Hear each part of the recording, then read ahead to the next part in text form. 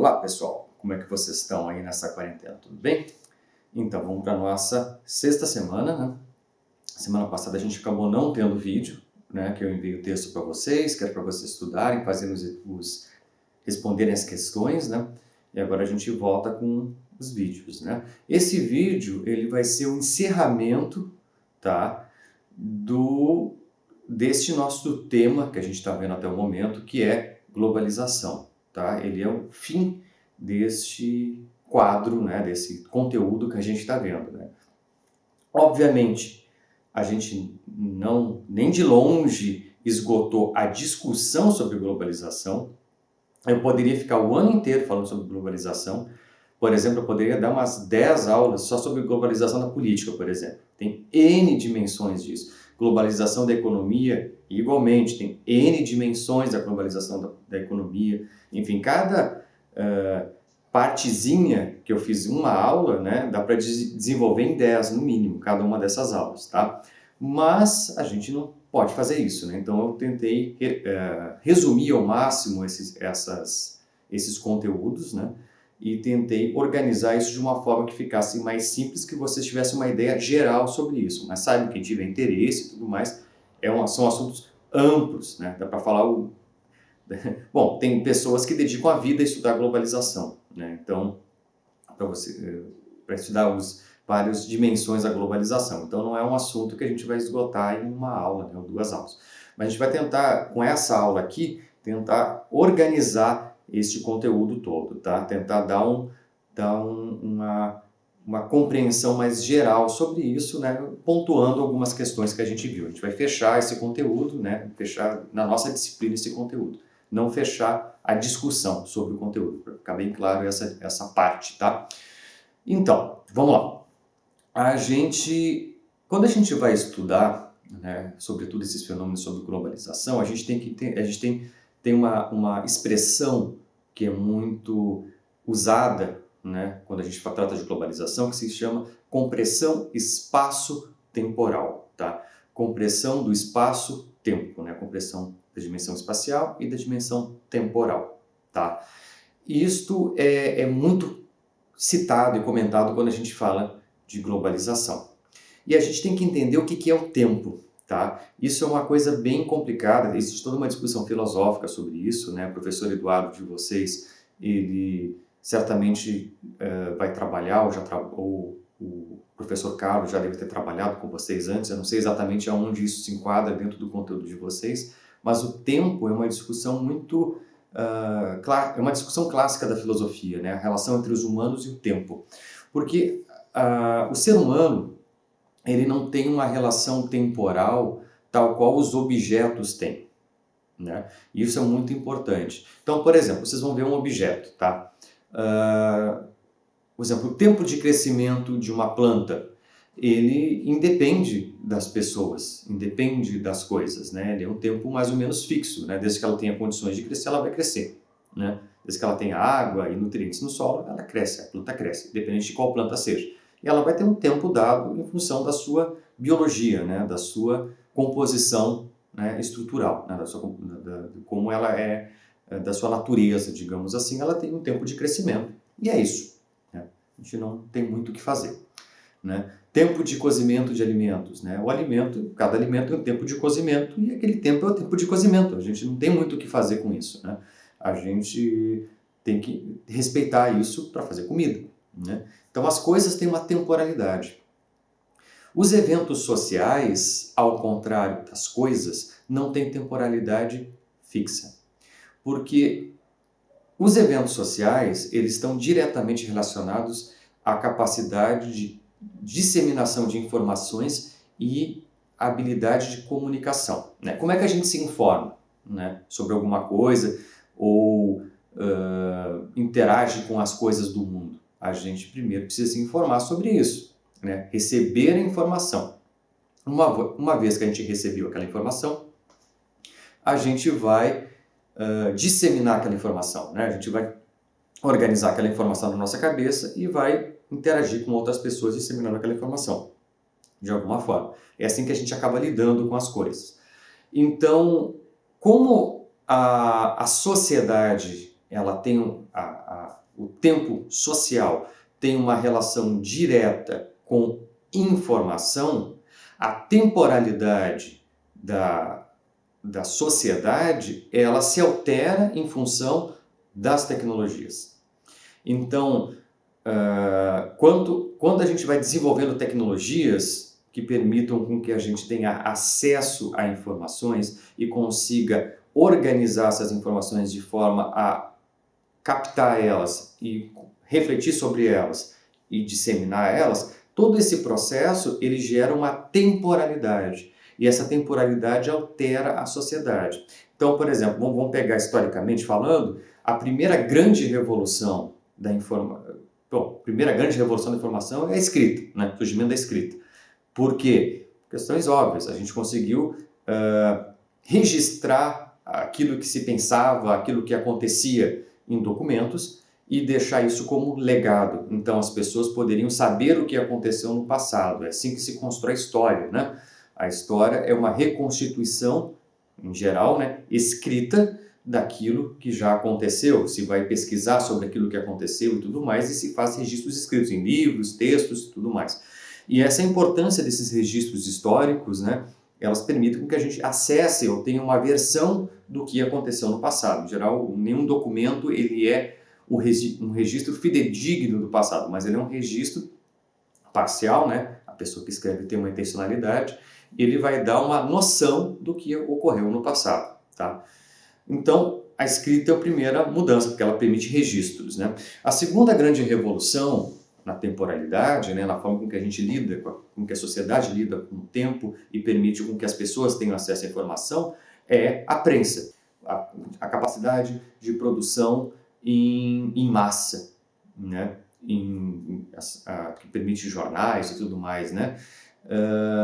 Isso permite com que a gente produza várias páginas de uma só vez, né, de livros e consiga produzir livros em série, né? Antes livros eram, se vocês podem ver, tem um livro muito interessante, né, livro-filme, né, tem as duas coisas, que se chama Em Nome da Rosa, que lá mostra os monges copistas, né? É um filme sobre outras coisas, mas dentre as coisas que mostra, ele mostra os monges copistas, né? Antigamente, os livros que existiam, eles eram dependiam de monges copistas, né? Dependia de que monges lá ou outras pessoas fizessem a cópia, página por página, folha por folha, né? E era tudo feito à mão, era tudo pintado. Claro, eram livros magníficos do ponto de vista estilístico, né? Eram lindos, né? Porque era tudo pintado com desenhos e tudo mais, tudo feito à mão, né? Eram livros belíssimos, só que imagina o tempo que levava anos para fazer um livro, né? E com o desenvolvimento da prensa, né? Digamos, claro, se fazia para montar cada página demorava, porque tinha que botar letra por letra, né? Para compor as páginas. Mas uma vez montada a página lá no tipógrafo, né, que era a prensa, né, que se fazia isso, tu podia produzir quantas páginas quisessem. Então, tipo, num horizonte de um mês, se produzia, sei lá, 1000 livros, né? Ao invés de um livro levar um ano, você produzia 1000 livros por mês. Então, ou seja, conseguiu-se popularizar os livros. Os livros eram um artigo de luxo antes, depois o livro começou a se tornar mais popular, e cada vez foi se tornando mais popular, mais barato. As pessoas tiveram mais acesso a livros, né? Tanto é que hoje tem algumas coleções que são baratíssimas, paga 10, 12, 13 reais, compra um livrinho, né? Novo, né? Dessas coleções pockets da vida aí, né? Então o livro ele vai se popularizando. Só que popularizar livros é popularizar acesso à informação, é tornar a informação mais fluida também, porque, por exemplo, quando o tempo de produção de um livro ele se torna mais curto, a disseminação daquela informação se torna mais rápida e os efeitos da disseminação daquela informação se tornam mais rápidos também. Consecutivamente, o acesso à informação vai sendo acelerado, né? Então, a temporalidade da informação ela é mais rápida. Então, quando a gente começa a ter as primeiras prensas, né, de livros, a gente está tornando muito mais rápido o acesso à informação e muito mais amplo, né, disseminado. Conforme o tempo vai passando, as coisas vão sendo aceleradas cada vez mais, né? As prensas vão se modernizando, vai ficando cada vez mais rápido produzir textos, cada vez mais rápido produzir conteúdos, né? E a gente vai vindo, né? Conforme vai tendo a mecanização dos processos, vai se tornando cada vez mais rápido, né? Então, a gente vai tendo um desenvolvimento contínuo, né, dos processos de produção e disseminação de informação até a gente chegar nos dias de hoje, né? Hoje a gente tem internet, né? A mídia impressa ela está cada vez mais em decadência, digamos assim. Os jornais já estão com problemas financeiros, as grandes revistas estão com problemas financeiros, porque ninguém mais compra jornal, quer dizer, ninguém não, mas os consumidores de jornal, revista físico são cada vez menores e cada vez mais se consome produtos virtuais, né? As pessoas preferem 1000 vezes acessar a internet e ler as notícias do que propriamente comprar os jornais e revistas. E o próprio acesso a informações, ele não se torna mais exclusivo dos meios de comunicação, também tradicionais, né? Com jornal, revistas e televisão, né? A gente tem o acesso a informações que os jornais publicam de forma gratuita em outros meios de comunicação que fazem resumos ou coisa do gênero.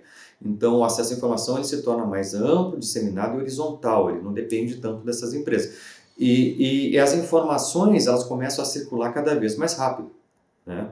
Então, hoje, né, vamos pegar o nosso contexto atual, a gente sabe, por exemplo, diariamente, o desenvolvimento do coronavírus, né? Porque a gente tem informações sobre isso, né? A gente consegue ter acesso a cada estado, como é que está o desenvolvimento, surgem notícias e tudo mais. A gente tem condições de acompanhar, não só no Brasil, mas no mundo, como é que o vírus está se espalhando, né? E como é que ele está, e os efeitos que ele está tendo em vários países, em tempo real, né? A gente tem uma interconectividade do mundo. Isso faz com que essa facilidade de acesso à informação, ela gera uma compressão do tempo. Quanto mais fácil o acesso e mais amplo é o acesso, menos tempo eu gasto para ter aquela informação, menor a noção de espaço e de tempo a gente tem, né? Ela fica mais comprimida, fica menor, né? Para que eu saiba uma notícia do que está acontecendo na Nova Zelândia, eu pego o meu computador, entro no jornal da Nova Zelândia e descubro o que está acontecendo lá, né? Pelo menos as principais notícias que estão acontecendo lá. Então eu consigo ter acesso a isso mesmo num país que é do outro lado do globo, né? Então eu consigo ter acesso a esse tipo de informação. Como que eu tenho acesso a esse tipo de informação? Através da internet, né? Eu consigo ter mecanismos de acessar isso. E, consecutivamente, a distância entre a minha casa e o que está acontecendo na Nova Zelândia é muito pequena, porque está a distância de um clique, né? Basicamente é isso que está acontecendo. Então, tu tem uma compressão do tempo. E essa compressão do espaço e a compressão do tempo é a principal característica da globalização, né? Essas compressões, porque é tudo isso que permite com que todos os eventos que a gente estava discutindo nas outras aulas sejam possíveis. Só é possível ter a globalização do gosto com a compressão espaço-temporal. Só é possível ter a globalização da economia também por isso. Por que o que acontece no Brasil ou qualquer outra bolsa de valores, uma bolsa de valores afeta a outra? Porque o fluxo de informações é contínuo, né? Então, quando uma bolsa de valores começa a ter uma queda muito grande, afeta as outras, né? Porque a informação de que aquela bolsa está em crise chega na outra em tempo real. E o fluxo financeiro é uma informação. Fluxo financeiro não é dinheiro saindo de balsa ou de avião de um lugar indo para outro. Não, isso não acontece mais há muito tempo, né? Se fosse assim, né, as pessoas, vamos pegar o nosso contexto agora, né? A maioria das pessoas hoje, né, paga contas, né, acessa a sua conta e tudo mais a partir do celular, do computador, né? A gente tem essa possibilidade de manipular a nossa conta bancária a partir de casa, né? Nossa conta, o nosso dinheiro é um número, né? Aí se vocês forem transferir esse dinheiro que está na conta de vocês para uma outra conta lá, sei lá, de um amigo que mora lá em Manaus, né? Não vai sair um caminhão daqui e ir para Manaus para levar o dinheiro para ele. Não, é uma informação. Essa informação da conta de vocês vai sair daqui, vai entrar na conta dele lá e o dinheiro chegou. Ponto. Ele tem acesso ao dinheiro e faz o que ele quiser com o dinheiro. Entendeu? O dinheiro, ele não é material há muito tempo. O dinheiro, no mundo que a gente vive, ele é uma informação. Ele é meramente uma informação. Ele não tem essa história que antigamente, né, o dinheiro ele tinha um lastro, né? Todo dinheiro tinha um lastro, tá? E de todas as economias do mundo. Então, e esse lastro em geral era ouro, né? Era a quantidade de ouro. Então, o lastro ou algum outro produto, né? Algum tipo de metal, prata, seja lá o que for, mas ele tinha um lastro, tá? Que era o que dava valor àquele dinheiro. Então, por exemplo, as pessoas, a Casa da Moeda, né? Ela emitia notas conforme ela tinha esse lastro. Então, conforme ia entrando ouro e outros bens, né, que tivessem um valor agregado, se ia produzindo notas, né. Hoje, basicamente a economia nenhuma do mundo tem esse lastro, né. Se tem, ele é parcial só, ele nunca é total. A Inglaterra tem um lastro mais ou menos parcial de ouro e outras coisas assim. Mas, em geral, as economias não têm mais lastro, né. O que dá lastro às economias é a informação, é como aquela economia está indo, né? É a informação de como está se portando o comércio naquele local, de como está se portando o desenvolvimento daquele local, as taxas de exportação, de importação, todas essas relações econômicas, a forma com que a economia funciona, gera uma informação, que é a saúde daquela economia. E a saúde daquela economia é o que sustenta o valor da moeda. E aquele valor da moeda é o que circula como informação. E é isso que vai dar o quanto aquela moeda vale em relação às outras. E essa relação, né, de quanto essa moeda vale em relação às outras permite que as pessoas façam trocas de bens e produtos usando as moedas. Então são informações. Então as informações, elas sustentam, basicamente, toda a nossa vida social, né? Ela sustenta a nossa vida social. Não necessariamente a nossa vida material. Materialmente falando, a gente depende de alimento, moradia, são coisas concretas, né? Mas tudo que está em volta disso é social. Então, por exemplo, quanto vale a casa de vocês? A cotação da casa de vocês, ela depende de informações. Por exemplo, a informação do perfil das pessoas que moram na região de vocês, a informação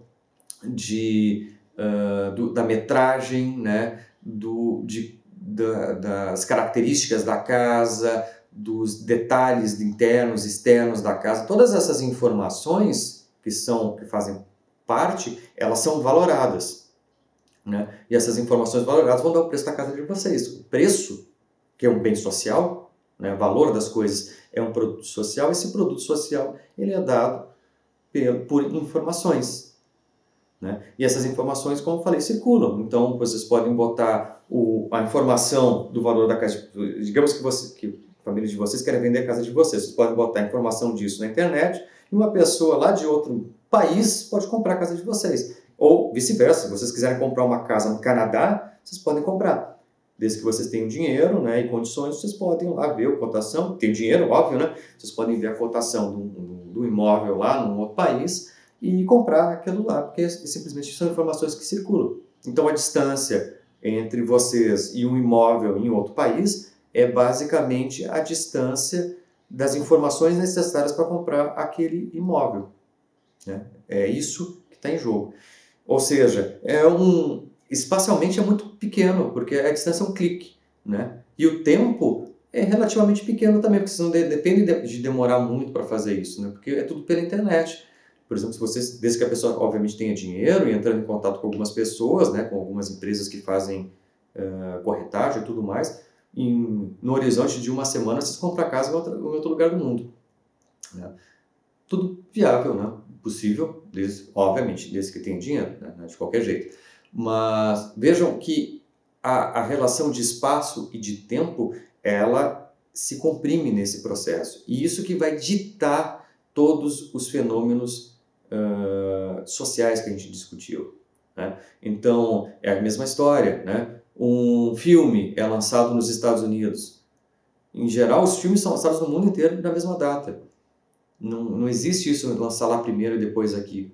Lá tem um pré-lançamento, em geral, por exemplo, se um filme é norte-americano, né, feito em Hollywood, o pré-lançamento, a primeira exibição do filme é feito lá. Mas essa primeira exibição é fechada. Quando tem a primeira exibição aberta, é no mundo inteiro, né? Acontece em tempo real. Por quê? Porque lançou lá, eles mandam, né, rapidamente para cá, via internet mesmo, a distribuidora daqui grava ele nas mídias que for preciso para enviar para os cinemas e tudo mais, e é lançado na mesma época aqui. Por quê? O filme é uma informação, né? Tanto é que tem streaming, né? Netflix é isso. Os filmes só podem ser vistos pela internet porque filmes são informações, assim como qualquer coisa. Dinheiro é informação, filme é informação, e tudo que é físico dentro do nosso universo também se torna informação. Como eu falei, a casa de vocês, para comprar ou vender uma casa, desde que ela esteja no mercado, ela vira uma informação, você compra pela internet, né? Ela se torna em algum momento informação quando a gente quer se desfazer dela, né? Carro se torna informação, tudo se torna informação para ser vendido, comprado, e isso é dado atribuído a um valor a ele. Tudo isso são elementos sociais, e a disseminação disso tem a ver com esses processos de globalização e com essa relação espaço-temporal, essa compressão do espaço e do tempo, né? E em cima de cada dessas relações se constroem narrativas. Isso é muito importante, tá? As narrativas sobre como as coisas estão e como elas se comportam são importantes para a gente entender aonde a gente está vivendo. Existem várias narrativas que disputam o espaço social sobre como as coisas são, né? Então, e aí, obviamente, essas narrativas de como a gente se desenvolve, como que a gente organiza o país, de como a economia deve ser ou como ela não deve ser, essas narrativas que tentam explicar esses fenômenos, né, e não só dar um sentido para ele, é a dimensão que a gente chama de dimensão política. É aí que se faz o embate entre direita, esquerda, conservadores, liberais e seja lá o que for, né? O debate político ele se estabelece nas tentativas de explicar os fenômenos no mundo que a gente vive de globalização e principalmente dar um sentido, uma orientação para ele, né? Então, por exemplo, a gente tem a nossa economia, né? Que a gente está falando, nossa economia globalizada, né?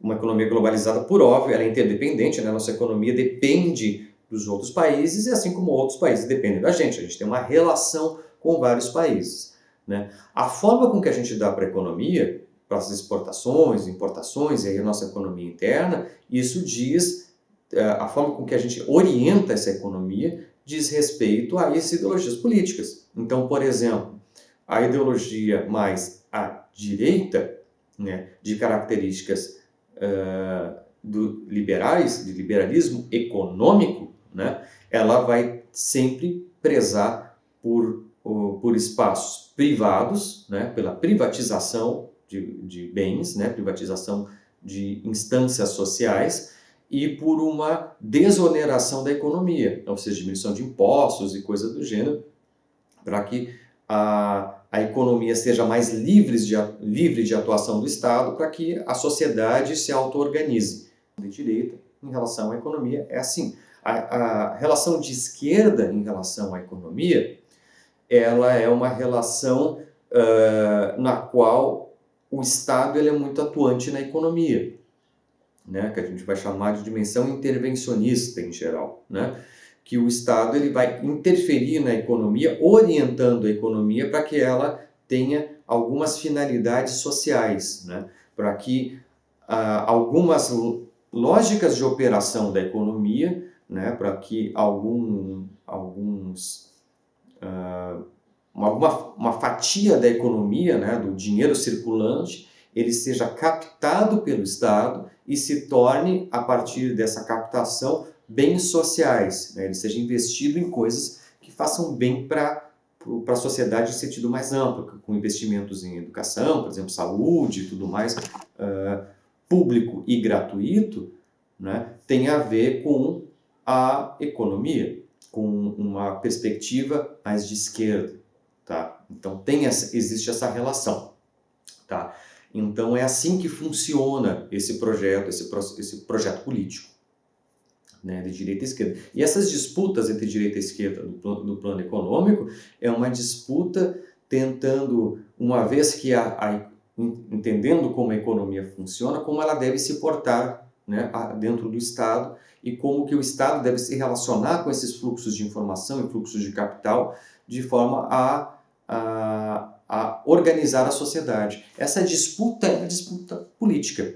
Por isso que a gente, às vezes, né, se tenta despolitizar os estudos, é muito difícil, sobretudo quando a gente vai falar de humanas, porque entender que isso é político também é político, porque a gente no fundo, isso que eu estou trazendo para vocês, é uma tentativa de mostrar para vocês como que a política entra dentro desses cursos de narrativa sobre a globalização, né? De como a política é um elemento importante, como a política é instrumentalizada para dar sentido à globalização, porque a globalização por si só é um fenômeno, né?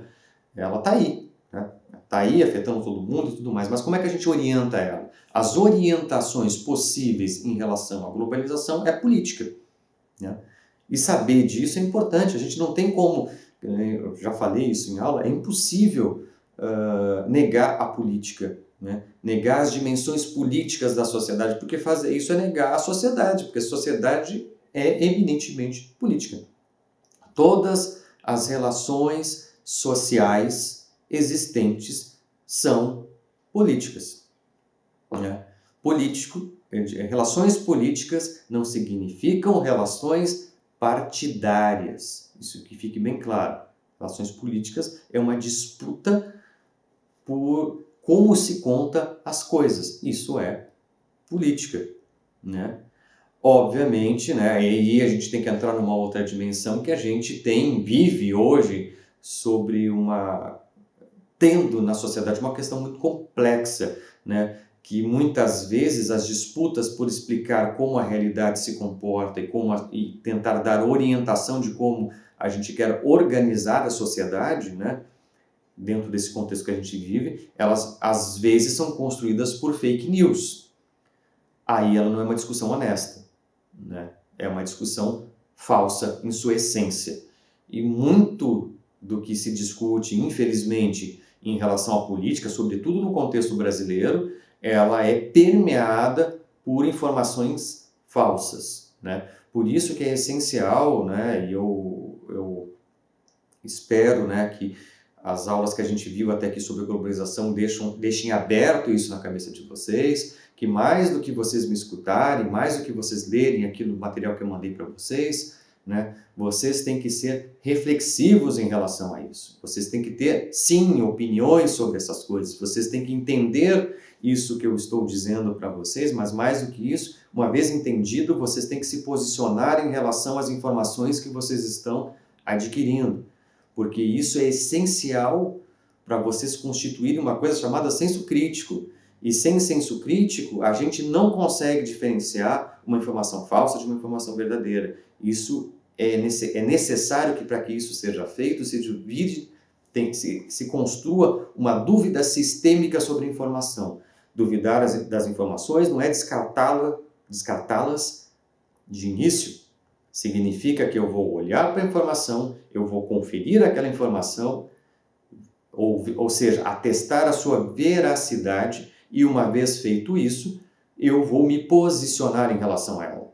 Essa trajetória em relação às informações é essencial para que a gente construa senso crítico e, a partir disso, consiga se posicionar politicamente no mundo, né? No momento que vocês dão a opinião de vocês, vocês estão sendo políticos. Mesmo que a opinião de vocês seja ser neutro, porque ser neutro é uma posição política, né? Ficar em cima do muro é uma decisão política. Assim como ser de esquerda, ser de direita, ser de centro, ser de qualquer ala. No momento que vocês se estabelecem uma posição dentro da sociedade para vocês, né, e vocês se colocam assim, não, essa é minha orientação, vocês estão sendo políticos. Vocês estão tendo uma ação política.